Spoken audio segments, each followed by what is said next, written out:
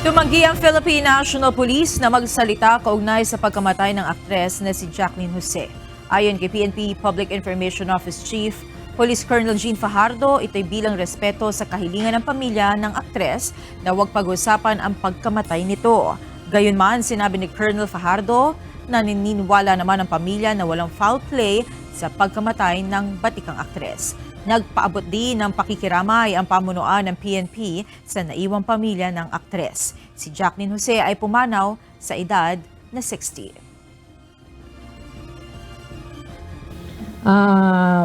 In deference po sa request po ng family for some privacy, we opted not to discuss further po the case involving Miss Jacqueline Jose. But suffice to say po na the family opted not to further discuss the case, but naniniwala naman po sila at convinced naman po sila na wala pong foul play.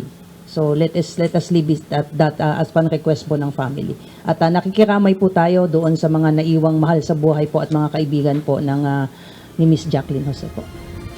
Sa press conference kanina, kinumpirma ng anak ng aktres na si Andy Eigenman na nasawi ang kanyang ina dahil sa cardiac arrest noong umaga ng March 2.